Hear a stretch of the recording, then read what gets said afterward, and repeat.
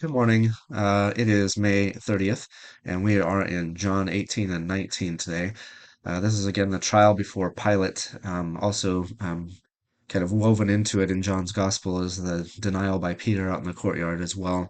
So much that is going on in these two scenes, and a lot of reading between the lines also happens with these things, and I think rightfully so. We want to know what is being said and how it's being said and the tone of it, and there's a lot of different intonations that you could do that would change the meaning of what's happening here. But one of the things that I think is central to what's happening is Jesus' conversation with Pilate.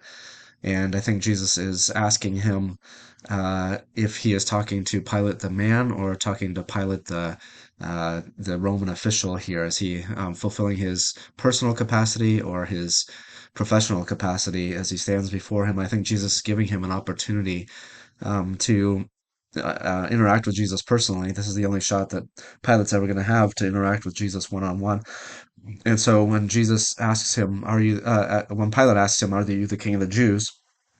Jesus wants to clarify that question, and he says, "Is that your own idea?"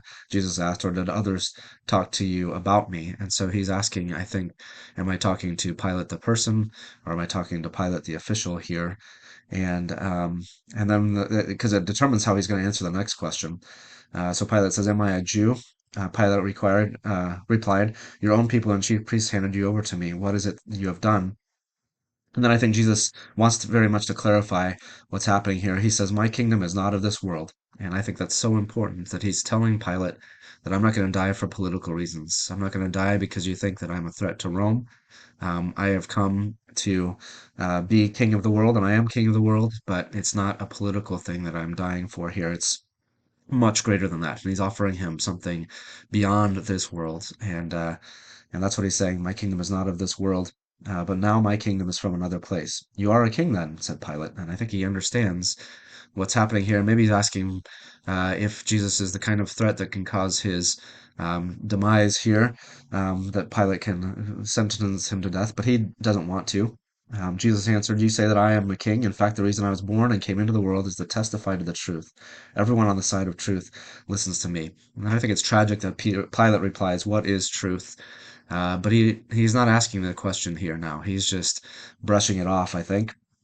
And then he says to the crowds, "I find no basis for a charge against him." So throughout this trial, you'll see in all the different gospel presentations that Pilate says a number of times, "I find no fault in him. There's no reason for me to condemn him to death."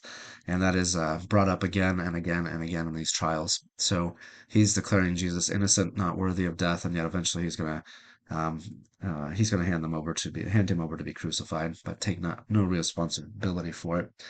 Tragic thing. When we come in contact with the King of the universe and we have one just shot to determine who we say that he is, to walk away and brush it off is the worst possible response here. He has an opportunity and he completely misses it. But Jesus, I think, is gracious in giving him that opportunity as well.